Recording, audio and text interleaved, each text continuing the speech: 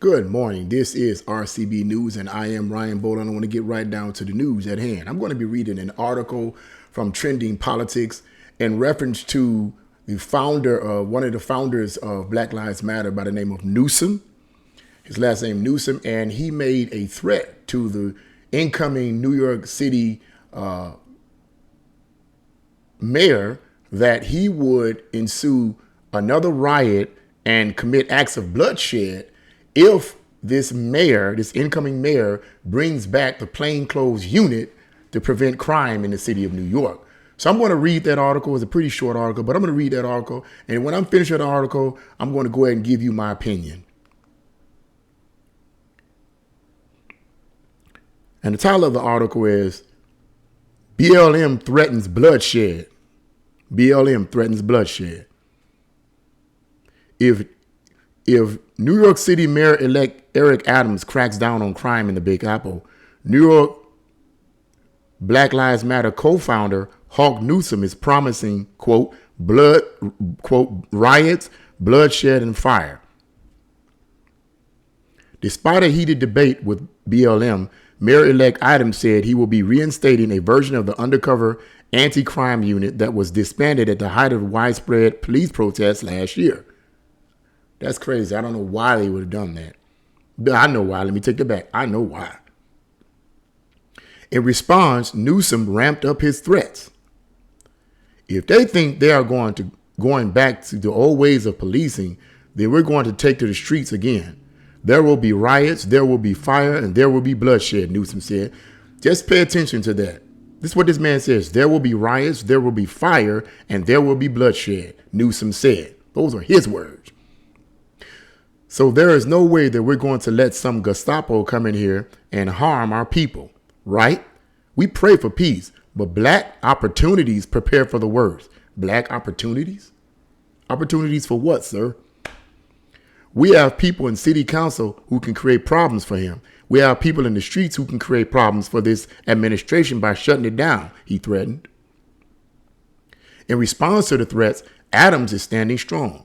According to the New York Post, Adams made his intentions clear on Thursday, vowing to reinstate the NYPD's plainclothes cop units despite the threats. They didn't say any of that in the meeting. That was a lot of grandstanding, Adams said during an appearance on Fox 5. They know who I am. I ran on a very clear message. My city will not be unsafe, and that is what we're going to do. Clear plan.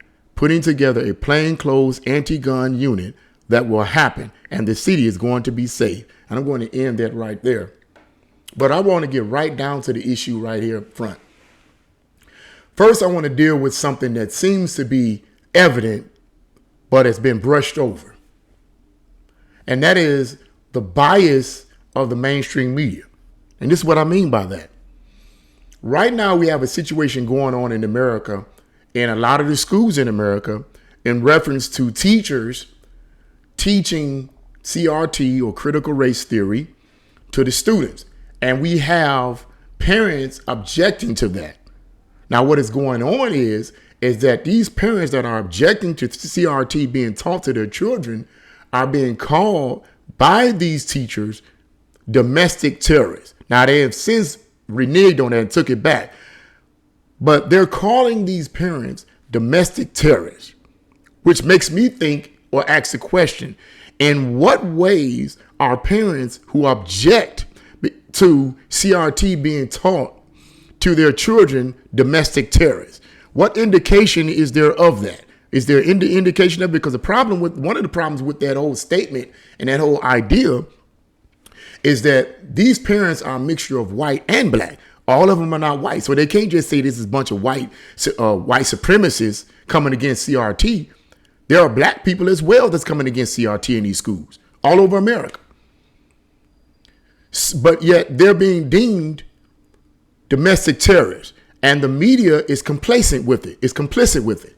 They're covering up for them. Now, what's interesting about this is the parents are being called, these parents, without any evidence whatsoever, are being called domestic terrorists. Yet Newsome here, the head of Black Lives Matter, or this faction of Black Lives Matter, specifically stated that if this unit is reinstated in New York City, there will be bloodshed, fires, and riots. Sounds like terrorism to me, but I'm pretty sure that the mainstream media will cover up for that. If they have not exposed it, they will cover up for it. So you see the clear bias. This is one of the reasons I believe there is so much confusion and so much, not only confusion, I'd say, but rage and anger among millions of people in America, because proper information or unbiased information is being, or biased information is being presented to them on a constant basis. People on the right or conservatives are being deemed as domestic terrorists without any evidence whatsoever. And those on the far left, like Black Lives Matter and other far leftist groups, are not being seen as terrorists. But the real domestic terrorists, as far as I'm concerned, is groups like Black Lives Matter, Antifa, and other far leftist, radical, communist front groups whose design and purpose is to tear this country down. But I'm going to get into that later. But I wanted to show the first point I want to bring out here is the clear bias. The other thing I want to look at here, I have a question to Mr. Newsome. My question is to Mr. Newsome is this: what evidence do you have to suggest that plainclothes police are a threat to the community of black people in New York City? What evidence what in the past were these plainclothes cops beating up on black people indiscriminately, pulling black people aside? They were dressed as a regular person. All of a sudden they pull a black person aside, start beating them up. I mean, what's the problem, sir? I mean, what wouldn't you want to protect the black community, sir? Wouldn't you want to make sure that blacks are safe? And then you made the statement of opportunities. What opportunities are you talking about for black? Yeah, opportunity. Are you talking about opportunities for education? Opportunities for prosperity? Because if that's what you're talking about, sir, you don't really need to fight for that. Because as far as I'm concerned, equal opportunity has been distributed, is made available to blacks all over the country. Black people can be anything they want to be. Come on, can we say we just had a black president for 8 years? And that's a whole nother story in and of itself right there. There's nothing that's out here that black people, if they want to be, they can't be. Nothing. You want to be an astronaut, go for it. You want to be a doctor, go for it. You want to be a lawyer, go for it. So what do you mean in that statement, sir, when you said opportunities? Opportunities to advance for black people to advance, or opportunities to tear down the city? What are you talking about, sir? And what evidence, once again, do you have to suggest that having these plainclothes officers on the street is abusive and oppressive to black people? And another thing, too, I wanted to bring out, too. Here's something else I want to bring out. Some of you that are watching this video may have already seen the interview of the mayor. Whether people realize it or not, the mayor is a black man. So you have a black mayor or an incoming black mayor who wants to bring in a unit that was disbanded in 2020 due to the riots, due to the George Floyd situation, whatever the case may be, and the riots that ensued. They took that out, which makes no sense. But here you have a black mayor who wants to bring that back. I don't see, is that racist, sir? Mr. Newsome, is that racist? Is it racism? I mean, is it oppressive to bring that back? I don't see any evidence. What I'm trying to get at is evidence, sir. I'm trying to get at evidence. Why do you want to do this? And let me say this. I believe that many of these members of Black Lives Matter and Antifa and other far leftist groups are sincere in their endeavors. I don't believe that they're satanic, that they're demons in human flesh, so to speak, coming to wreak destruction on the world. I don't think that's the case. I believe many of these individuals are sincere in what they believe. Okay? But I often say this, and I say this in my church. A person can be sincere, but they can be sincerely wrong. Sincere means it's from the heart. You believe you're doing the right thing. Your heart and your intentions are pure. But your heart and intentions can be pure, but you can be misguided. And I believe that people like Newsome and others who are members of these groups, these far leftist radical groups, are sincere. Their heart is in the right place, but they're misguided. They're deceived.